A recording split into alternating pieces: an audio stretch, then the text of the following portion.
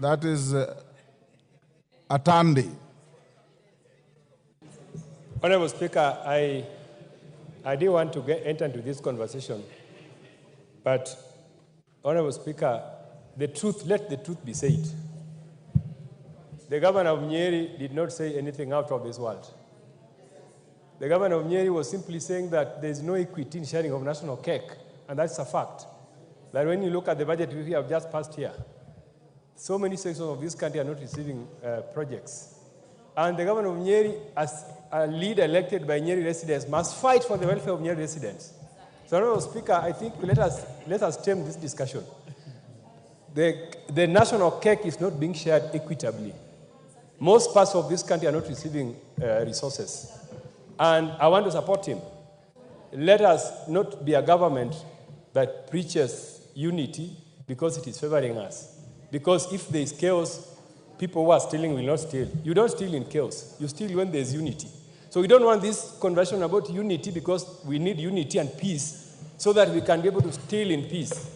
Let us be genuine about unity. If you're talking about unity, let it be about genuine unity. You can't tell me that you are preaching unity here, but there's no development that is coming to my area. You can't tell me you want Kenyans to be united because the preaching you are giving us is for your good. So the Nyeri governor should not be discussed here, Honorable Speaker, unfairly. And I agree with him. The government must ensure equity in sharing of national cake so that all Kenyans can be happy and be peaceful and be united. You cannot be united in statements, in empty statements. Let us be united. Let us have real unity. Real unity is about how many resources, how much money is going to Siaya, vis-a-vis how much money is going to Kiambu. How much money is going to Washington, vis-a-vis how much money is going to Kisumu. That is the unity that I want to hear about, not unity, empty statements about unity. I support the Nyeri governor. Thank you.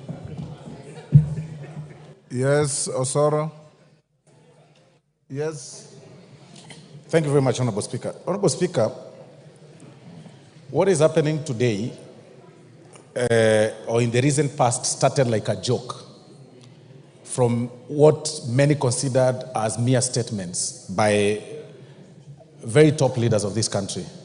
It started from statements like, the shareholders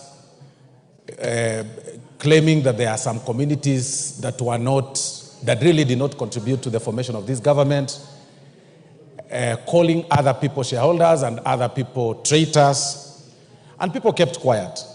But, Honorable Speaker, if this House keeps quiet, the trend this country is taking will take us back to 2007, 2008, if we are not careful. Because it started from one particular leader, then it went down to what we'll call his supporters, or he recruited some speakers or a mouthpiece to speak on his behalf. And the recent utterances, Honorable Speaker, really shocked the nation, where somebody is questioning on the division of the national cake, how it should actually be shared, that it should be shared on how people voted. I mean, this is shocking. What he did say is that if we go by that formula that he was proposing, then he should also propose that a certain section of people or a region should then not pay taxes. They should also not contribute to the national cake in terms of paying of taxes. That is exactly what the governor of Nyeri meant. And that is extremely selfish, being extremely selfish. But more important, Honorable Speaker, to what Honorable Okello has raised, yesterday was a bit embarrassing. This House passed last year's budget, 2023-2024, and they allocated funds to every arm of government. The executive got their vote, and in particular, the presidency got a budget to help them run their affairs. Every member of this House and even members of public know very well that each office is well equipped with a team of people, with a team that helps people that move around, the executive, members of the executive to move around, like His Excellency the Deputy President. It was a shame, Honorable Speaker, to see His Excellency the Deputy President moving around, carrying a bag, in as much as one wants to pull some PR stunts, and I say this, Honorable Speaker, with tremendous respect. We should question, it is about time we question the members of staff that work with His Excellency the Deputy President? Where were they when he was carrying the bag? Where were they when they were taking pictures, and some of them, of course, standing behind him as he pulled the bag, which looked very empty, Honorable Speaker. And I think it must have been bought from the airport, Honorable Speaker. Because in as much as we appreciate the fact that... Order, Honorable Soro. I think what Jared Okello asked was legitimate. But let's not digress into discussing the conduct of the person, of the Deputy President. Jared Okello asked whether, and I saw it in the reason I allowed him to ask that, seek that statement from the majority leader, is that the person of the Deputy President of this country is a responsibility of everybody. His movement to any part of the country has security implications. How he travels, who he travels with, where he goes, has security implications. So I saw it in the context that it is not a matter that is normal to see our Deputy President towing a bag on the airside to the aircraft, because you have appropriated resources to facilitate the work of the office of the presidency. That is how I understood Okello's concern. And Okello was seeking the majority leader to assure the country whether this is something subnormal or this is something that is near normal, or somebody is saying is the new normal, but in security terms, it is not normal. And that's what I expect the majority leader to tell this House. So anybody who seeks to speak to this can only confine yourself within that context. If you start discussing the personal conduct of the Deputy President, I will not allow you. Yes, KJ. What's your point of order? Mr. Speaker, I was seeking to find out if the leader, the whip is in order, and you have guided so well, Mr. Speaker, on the points that we have to confine ourselves into. But the whip was also deviating into even taking a mickey on very serious professions, Mr. Speaker. He's talking about the Deputy Speaker taking a PR show to the runway. And I would like for the whip to understand that PR as a practice in itself is a very respectable profession. But most importantly, you also got to understand, Mr. Speaker, and I have to put this straight, that the Deputy President is on record saying that he is a product of the drama festival. He has acted on stage, in plays, even at the University of Nairobi, Mr. Speaker. So if he decides to put up a play, it is not the place of the whip to call him out on putting up a PR show, Mr. Speaker. Mr. Speaker, the Deputy President is very serious about supporting the talents in this country. Only a few days ago, Mr. Speaker, the Deputy President was there for the launch of the Bahati show, Mr. Speaker. We might have had a continuation of the same show on the side, on the runway of at JKI, Mr. Speaker. So, Mr. Speaker, I was seeking to find out if the whip is in order to take a mickey at very serious professions.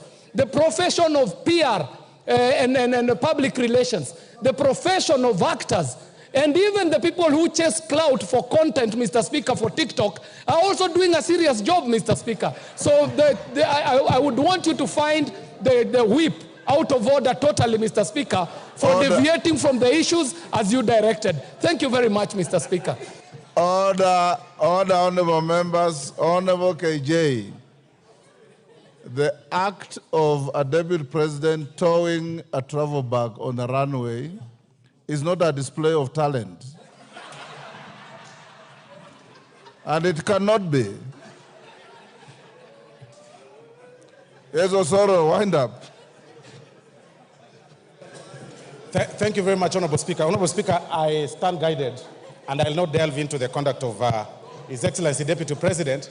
But Honorable Speaker, nothing stops any member of this House from bringing the conduct of His Excellency Deputy President, especially when it's a shame to the country, Honorable Speaker. But if it's a reality show, as Honorable KJ has said, then I think it's important for us to appreciate him and say reality shows pay, and the young people have also shown that clearly reality shows are paying. And in fact, people are saying even TikTok pays. And the very first time I saw that video, Honorable Speaker, His Excellency Deputy President towing the bag was actually on TikTok. Honorable members, reduce your consultations. Wind up.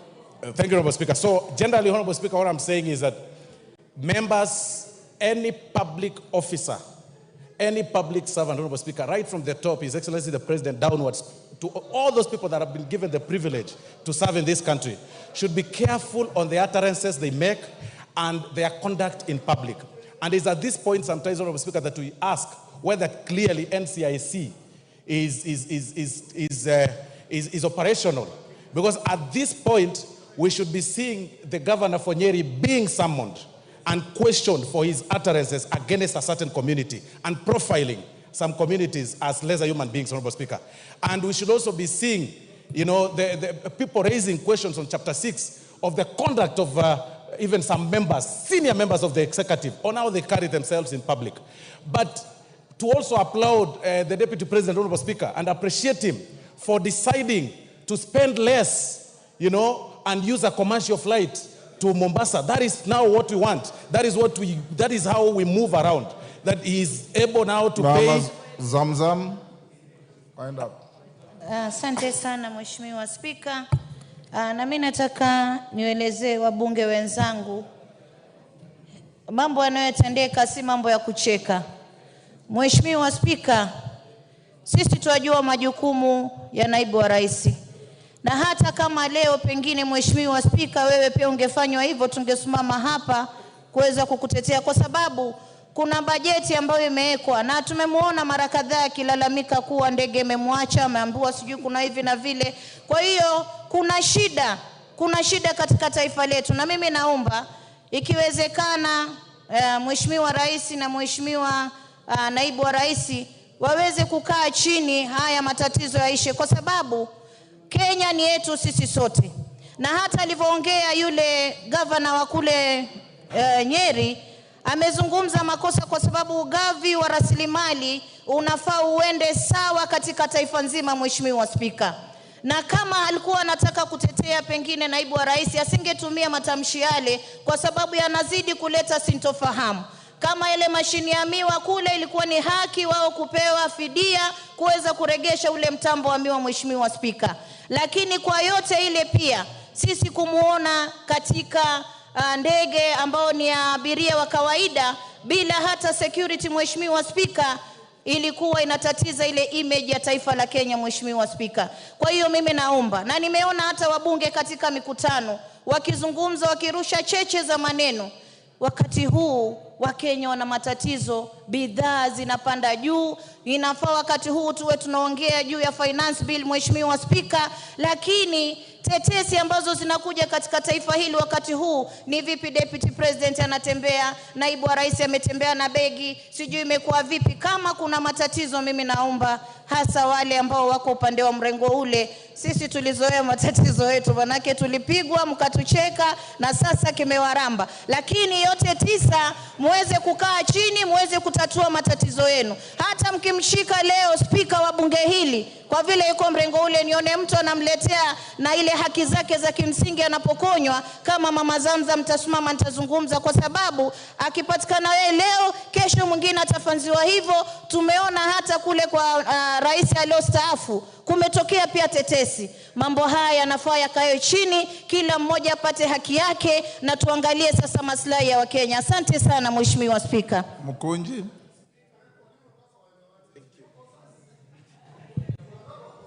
Honorable Speaker, I want to weigh on this issue, and I want to be very careful.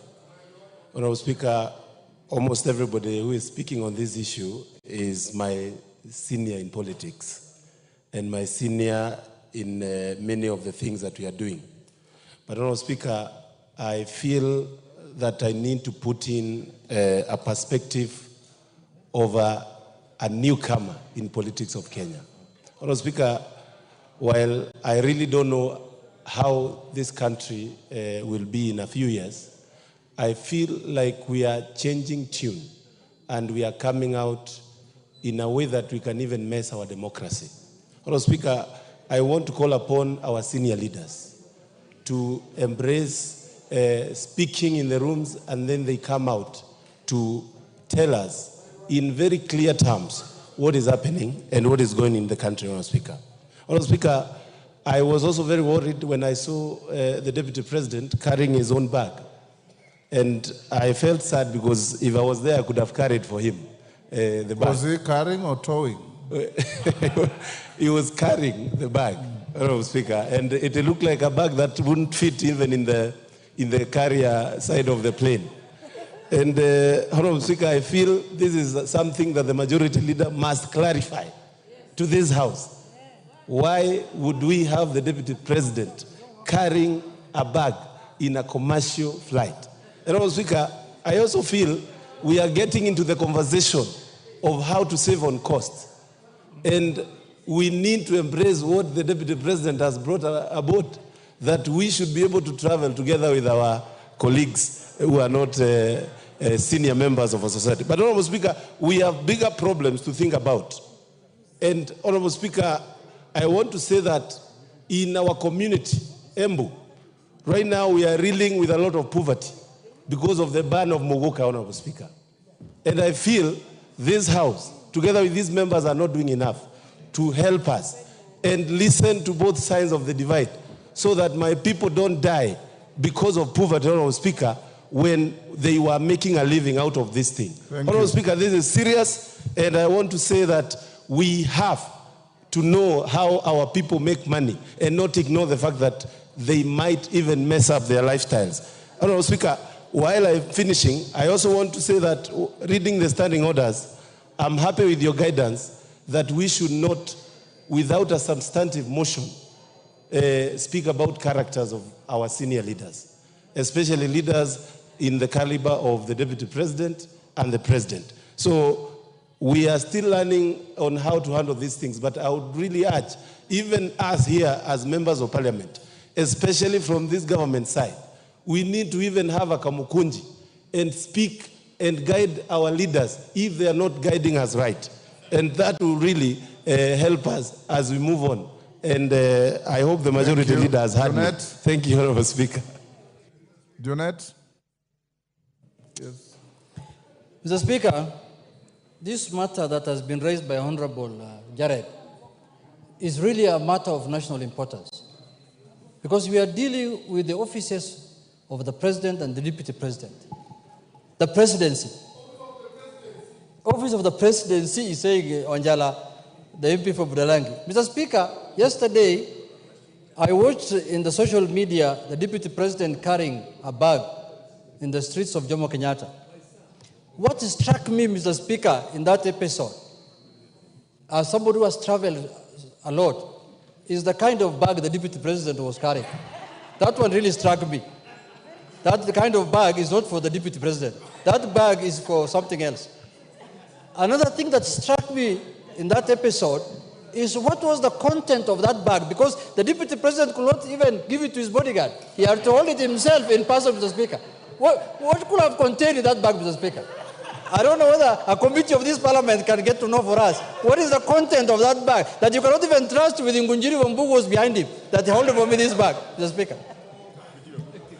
I don't know whether Mr. Speaker, those are the two things that struck me in yesterday's episode politically. But having said that, Mr. Speaker, why are we discussing this matter here? The only place that can hold the presidency accountable is Parliament, Mr. Speaker. They are held accountable here, constitutionally. You know, Mr. Speaker, you can hold somebody accountable in the sense that if it is your responsibility to dismiss him from the job he has, then you are the only one who can hold him accountable.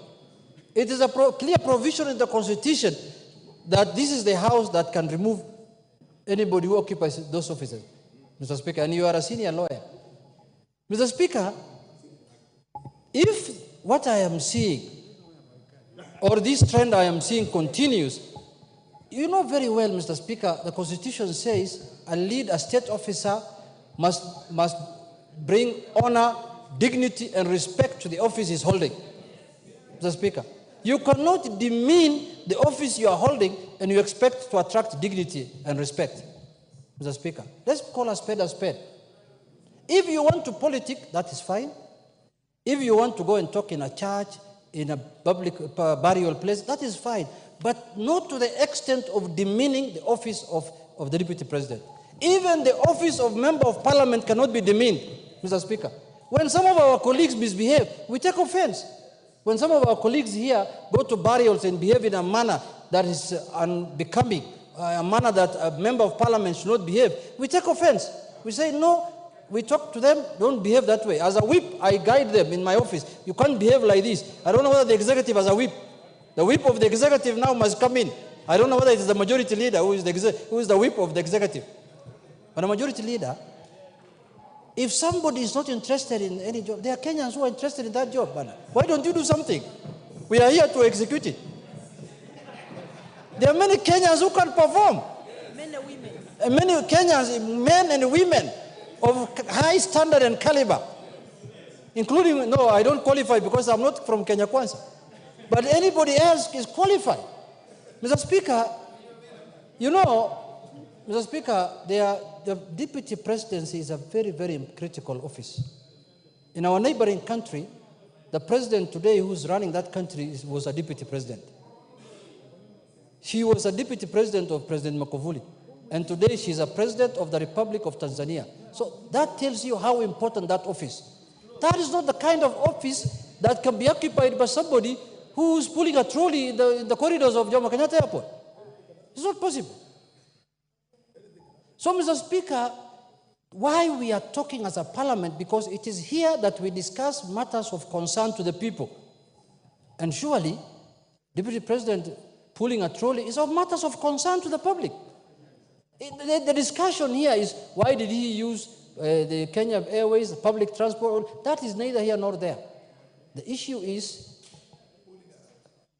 pulling a trolley. The issue here is, are we as a country having the presidency, giving the presidency the kind of respect that it deserves, Mr. Speaker? And I'm not absolving blame from anybody. Anybody who has not done his work, he can be held accountable. But Mr. Speaker, let me conclude by saying this. Mr. Speaker, people take these offices casually. And somebody thinks that if I become a deputy president, I cannot be held accountable by anybody. A member of parliament will hold you accountable. And the Constitution has given him that provision to hold you accountable. Any member of parliament, by the way, it doesn't matter whether you're Kenya Kwanza or Azimio, any member of parliament can hold you accountable for actions and anything that you speak. I don't want to digress because the speaker has told, let's concentrate on the context. But some of the utterances even are wanting. So, Mr. Speaker, personally as a member of parliament, and you know, some of us, we might not have become deputy presidents, or we may not occupy high offices, but now we are senior members of the country, because some of those people, we have served more terms of parliament than them. They know that. I have been in this parliament more than those people. They know themselves. I don't want to mention names. I am now serving the third term, and people came here one term and sijui jua ilitoka wapi kabulika hawa sasa hawa ni namna hiyo tu, na sisi bado tumebaki tu kama kuku hapa ndani ya town. So, Mr. Speaker, I want to say this, that let us respect the offices we are holding. If you have grievances, deal with your grievances in a manner that befits the office you are holding, and don't bring shame to the country. Don't bring shame to our country. And when you want to divide the country and you want to separate people, nobody will accept that. Nobody will allow that. With those few remarks, Mr. Speaker, I want to say, please, for those people who are very close friends of our friend, please buy him another bag. That bag cannot go on. If next trip, I want to see a better bag. KJ, please. Thank you very much. Majority Leader, you've heard the concerns of members. Wanjala, what is it? I've given the majority leader an opportunity to tell the House the concerns of members, and I want to repeat. Sit down, Wanjala. The conduct of the Deputy President of the Republic of Kenya is not under discussion here. The issue raised by Jared Okello was very clear. The office of the Deputy President, the whole of the office, as Junet, I think Junet has summarized it very well. Now we want the leader of government business in the House, the majority leader, to assure the House and the country that the dignity of the office of the Deputy President is not at stake, and more importantly, that the Deputy President is provided with resources to discharge his duties and responsibilities in a manner that brings honor and dignity to the office. Majority Leader. Thank you, Honorable Speaker. Honorable Speaker, allow me to, as you have guided, restrict myself to the issues that were raised by the Honorable Jared Okello, without delving much into the issues of whether this was a reality TV show or acting and drama.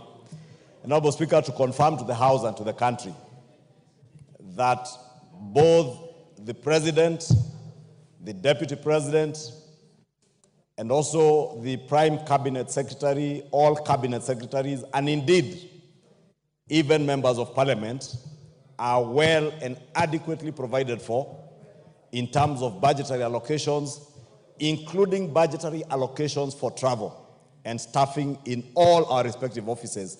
And Honorable Speaker, the Honorable Jared Okello will bear me witness that last week, only last week on Thursday, Honorable Speaker, we did pass the supplementary appropriations bill, and also we are in the process now of finalizing with the appropriations bill of the 2024-2025 financial year. And if any Kenyan looks into the books of accounts of the national government, you will realize that the office of the Deputy President is very well resourced. And indeed, Honorable Speaker, maybe it's good to just put it into perspective because the Honorable Jared Okello has raised the issue. And there are issues that touch on, as you have guided, on the budget of the office of the Deputy President or the presidency, issues that touch on security of the person of the Deputy President and that of the President. And also, Honorable Speaker, what the Honorable Junet has referred to as the honor and dignity that comes with the offices that we all hold, not just the President and Deputy President, but even us as members of Parliament. And Honorable Speaker, in confirming that there are adequate resources, including resources for air transportation, Honorable Speaker, both for fixed airwing, aircraft, for helicopters, and even if the Deputy President opted to travel by sea, there are adequate resources for him to travel by sea, by SGR, or even by coast bus to any other bus, Honorable Speaker. And let me also say, Honorable Speaker, it is not unusual, because I don't know why anybody would think it's unusual for the Deputy President to travel with our national carrier, Kenya Airways. Honorable Speaker, I have witnessed holders of that office in the person of William Ruto, our current president, use not just Kenya Airways. In fact, last week when he traveled to South Korea, he took a commercial airliner to South Korea to and fro. The only difference is that he never posed for any photograph anywhere. I have also witnessed when he was deputy president, William Ruto traveled not just on Kenya Airways, but used jumbo jets to Mombasa, to Eldoret. He has used Skyward and Renegade, and the other, not 540, there's another airline that Safari Link to Masai Mara. And therefore, it is not unusual. I think the only unusual thing that happened yesterday, Honorable Speaker, and maybe that may have gotten the attention of the Honorable Jared Okello, was the Deputy President towing a bag, a new bag, brand new bag, as the Honorable Junet says, that could not even fit into the compartments in the aeroplane, towing the bag and posing for a photograph. But unfortunately, I think, Honorable Speaker, on matters touching on security, the Deputy President was also very well secured yesterday, and I can confirm that to the country. He had with him not less than 19 bodyguards, 14 of whom he was to travel with on that aircraft. Therefore, he had no problems with people to carry his bags. Let nobody think that the Deputy President had problems on people to carry his bags. He had not less than 3 photographers to take the photographs, Honorable Speaker. Majority. Yes, Junaid, what's the point of order? Mr. Speaker, I wish to ask the majority leader whether he's correctly saying that a plane that was to carry 60 people, 14 were supposed to be bodyguards of the Deputy President in that plane. Can you tell the Parliament in broad daylight that 14 were members of his security detail out of 60 members, a third of the plane, and cameramen and the other things? Honorable Speaker, the information I have, the Deputy President did not just appear for the photograph. The Deputy President was driven to the airside with his full security detail, including the presidential guards that guard him from the Wrecking Squad. They were there with him. There were adequate, not less than 14 officers traveling with him on that plane, including photographers, security men, bloggers, protocol people, including the former MP for Nyeri, who I hear is a chief blogger in that office now, Honorable Speaker. Therefore, Honorable Speaker, I was just making the point that the Deputy President was not short of staff and personnel to carry his bags, including photographers who are taking those photos, Honorable Speaker, and therefore his security was not in question at all. Two, Honorable Speaker, in terms of the dignity and honor that comes with that office, Honorable Speaker, I think the Deputy President had this flight paid for by the government of Kenya using taxpayers' money. And to give his office the honor and dignity, those who are keen observers did observe he was seated on seat 1A of that flight. The chief blogger in his office, the former member for Nyeri, was seated on seat 2A. That's in the business class, Honorable Speaker. And others, including his security officers, I think 2 are seated in the business class with him, and many others were seated in the economic compartment. And therefore, let me assure the country that the Deputy President within that flight was very safe. There is nothing unusual in him taking commercial flights. Indeed, many of you who attended the National Prayer Breakfast will remember His Excellency the President affirming that out of the austerity measures that government has instituted and which he effected through the Supplementary Appropriations Bill, that his office, that of the Deputy President, and that of the Prime Cabinet Secretary had cut their budgets substantially. And therefore, I only want to encourage the President, the Prime Cabinet Secretary, the Deputy President, when they travel, to bear in mind those austerity measures, but at least to reduce the delegations, if not anything. I am certain nothing would happen to you when you are up there in the skies. Therefore, 1 or 2 security officers might be adequate. You do not need 3 or 4 photographers to travel with you on that plane. You can send some by SGR or others to drive to Mombasa. Therefore, I want to encourage all our government officers to bear in mind that we are in a tough situation and austerity measures that government has instituted, including Parliament, Honorable Speaker. I was pleasantly surprised the other day when I saw members of Parliament carpooling to travel to Naivasha because they thought it was easier to hold their meeting where they were holding and carpool. And Honorable Speaker, this should be the spirit, Honorable Speaker. But also, Honorable Speaker, more importantly, because I have seen these questions being raised, especially by bloggers, is the Deputy President entitled to use of military aircraft? Honorable Speaker, I did engage the Cabinet Secretary for Defense And indeed, I have asked, Honorable Speaker, so that we may put this matter to rest, I will be writing to the Cabinet Secretary for Defense to appear before this House in plenary that only the President and the First Lady, the President as Commander-in-Chief, since we don't have a Deputy Commander-in-Chief, has access to military aircraft.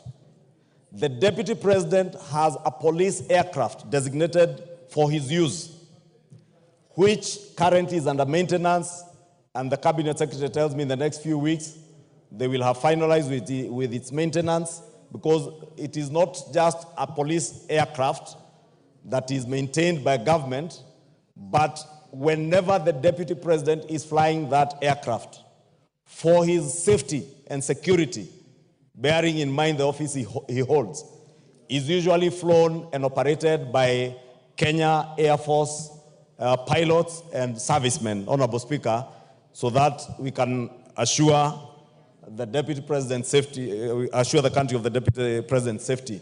Honorable Speaker,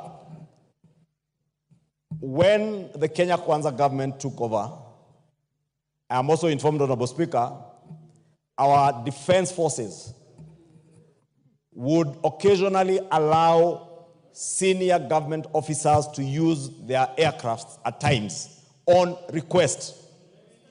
And ordinarily, government policy is when any senior government officer like the Deputy President or the Prime Cabinet Secretary intends to use a military aircraft, because these aircraft are designated for operational work by the military, to request for use of a particular aircraft, whether it's a helicopter or a Dash 8 or a fixed-wing aircraft, through the office of the head of public service, Felix Kosgei.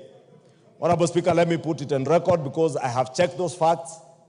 The day that the Honorable Okello refers to on Madaraka Day, the office of the Deputy President never, because I would not know why he decided to get late, because either way you could also choose, like the Honorable Speaker chose, to go and spend the night in Bungoma or in Kisumu and be near the function, or wake up early like many of us did to travel. The same with the incident that the Honorable Jared Okello speaks to this Sunday in Nakuru at the Akorino Church.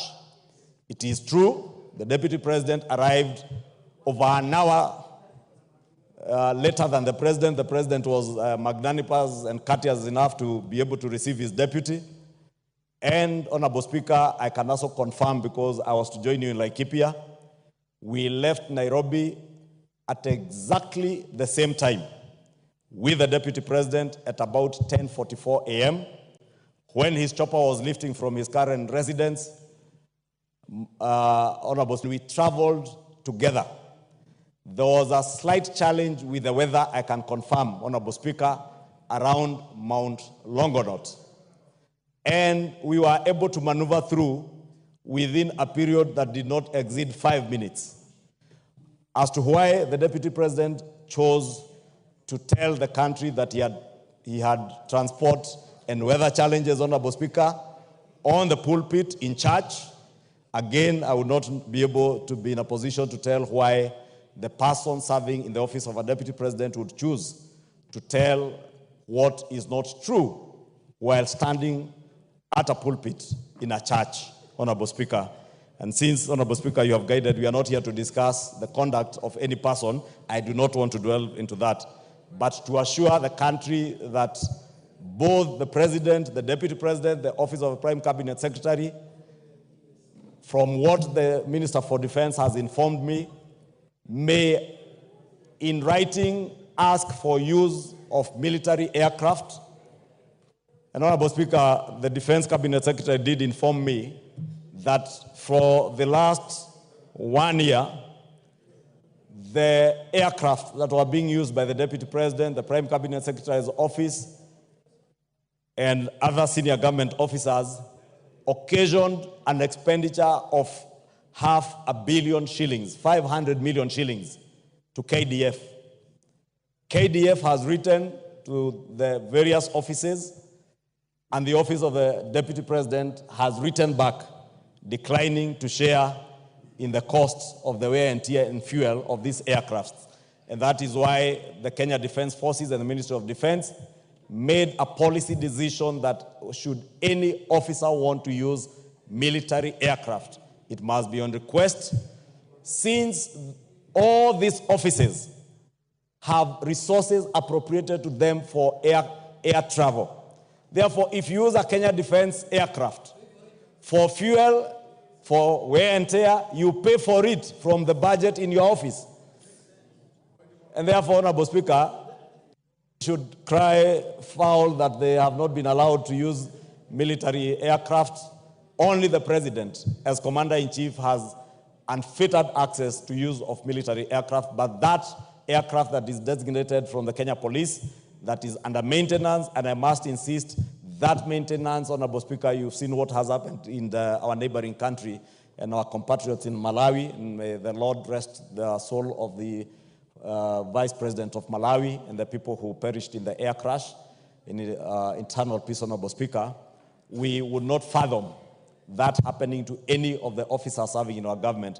And you remember, Honorable Speaker, I'm also informed many of those aircrafts, including the ones used by the President, were put to a rigorous maintenance program following the unfortunate incident where we lost our Chief of Defense Forces. And therefore, it is only fair that we allow our military and those who take care of these aircraft to service them and avail them for use by senior government officers when they are in good and serviceable condition, Honorable Speaker. Honorable Speaker, allow me, I think I have adequately answered to that, but I want to commit, this is just a preliminary answer to the Honorable Jared Okello. I have since spoken to the Defense Cabinet Secretary and asked him, I'll be writing to him to come and appraise the House as to exactly how senior government officers should move, how secure the aircrafts they are using are, and how often they service them, and any challenges that they may have with those aircrafts, Honorable Speaker. In conclusion, Honorable Speaker, let me speak to many people, Honorable Speaker, because I saw a very unfortunate post yesterday on social media by those bloggers who work in those big offices, Honorable Speaker, anticipating the demise or the occurrence of a vacancy in the office of the President. Honorable Speaker, there are things people may do casually and post online. And I remember, Honorable Speaker, when my predecessor, the Honorable Charles Jonjo, was Attorney General and Minister for Constitutional Affairs, he made it treasonable to even imagine the death of a president. We are not in that age, Honorable Speaker. But it's unfortunate that bloggers who work for senior, or rather for senior officers of this government, can post write-ups on social media, either wishing, anticipating, or praying for the occasioning of a vacancy in the office of the President, and purporting that the Deputy President is only an inch away from the presidency should anything happen to the President. Honorable Speaker, these are things we may take lightly. Just as we may take lightly the talk that you referred to by the Governor for Nyeri, or indeed the talk about people going to their villages. And I want to agree with Honorable Osoro. These are the kind of things, Honorable Speaker, in 2007, 2008 that led us into the problems that we got into with post-election violence. When people were told to go back to their villages. Honorable Speaker, it is true we all come from villages. But please, when we hold senior government positions, we must grow beyond our villages. We must remember that we bear a greater responsibility to the people of Kenya way beyond our villages. And whatever words we utter out of our mouths, Honorable Speaker, must be words that unite the people of Kenya, not those that create divisions, Because if you create division, Honorable Speaker, you are bringing dishonor. And, Honorable Speaker,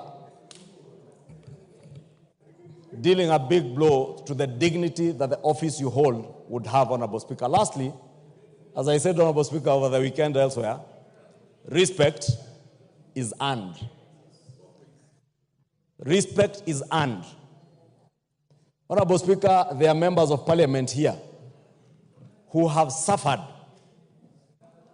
Members of parliament from Nyeri will tell you how much they have suffered. The women rep for Baringo County, if she had an opportunity, Honorable Speaker, she would tell you the unpalatable words that have been used to describe her. Honorable Speaker, and I said, let us earn our respect as leaders. If I demand respect, let me respect the member of parliament for Baringo County. Let me respect the members of parliament from Nyeri. Let me respect the members of parliament from Mount Kenya and across the country. Who do you want to inform? Madenge. Majority wind up. Thank you, Honorable Speaker. Order, Madenge, take your seat. No, the member for Nyeri, I think, had me mentioning how much they have suffered. Honorable Speaker, maybe I would allow him 1 minute to inform me. He wanted to inform you. Do you want information? I would oblige him to inform me. 1 minute, Madenge. Thank you, Honorable Speaker. Honorable Speaker, I speak on behalf of the 6 elected members of parliament in Nyeri County. And this also includes both the senator and the women rep. We have really suffered intimidation and blackmail. And it is imperative that as elected leaders, we be allowed the space to execute the mandate that the ordinary people in Nyeri gave us when they voted for us. It is not possible that the people of Nyeri voted for us so that we can follow an individual when that individual goes dancing, drinking Moratina, and eating nyamachoma. It is not possible. And it's not even in Nyeri. It is in, the dancing is happening in Honorable Kejori's constituency. We want to speak from the floor of this House and inform the country that respect is two-way. You cannot disrespect us in other constituencies and expect us to maintain the respect that we have accorded you for the last 2 years. Respect is earned. It is not demanded. It is not coerced. You've made your information. Thank you, Honorable Speaker. Wind up. Wind up, majority. Thank you, Honorable Speaker. Allow me to end up, Honorable Speaker, by just saying, Honorable Speaker, just as the Honorable DMM has said, that as national leaders, let us earn our respect. Let us not demean other leaders. Let us not coerce. Let us not intimidate other leaders. And more importantly, Honorable Speaker, let us not seek to blackmail anybody, whether it's members of parliament, whether it's government institutions, or any other officer serving in government, Honorable Speaker. In conclusion, Honorable Speaker, as leader of majority, I have said it elsewhere, and I'll repeat it on this floor, Honorable Speaker. I will never, for the time the Almighty God will give me the opportunity to serve in the office of leader of majority, allow anybody to demean any member of parliament, whether you are in the minority, in the majority, whether you come from the same village with somebody or not. I will never sit back, and I will protect the rights of all members of parliament as their leader and as a leader in this House, Honorable Speaker, because in doing so, I believe I am protecting the dignity of not only this House, Honorable Speaker, and individual members, but the dignity and honor of the people who have elected these members of parliament. With those many remarks, Honorable Speaker, I may commit that I will be writing to the Cabinet Secretary of Defense to answer more substantially to the issues raised by the Honorable Jared Okello. Thank you. As you do so, the Honorable Minority Leader has requested me to give him a minute on this, and he will be the very last. and take into account what you will say in what you intend to. Thank you, Honorable Speaker. I really didn't want to speak to this, but I think it is my duty to raise my voice on such a weighty matter. Honorable Speaker, let me start by saying that it is not in our place as a Azimio coalition in the House. It's not part of our responsibility to meddle in the affairs of the executive or to attempt to provide solutions to the executive. But Honorable Speaker, as I said earlier on, there can only be one government for the Republic of Kenya at any one given time. Honorable Speaker, there can only be one government for the Republic of Kenya at any one given time. And therefore, a dysfunctioning government, regardless of who has formed that government, affects every citizen.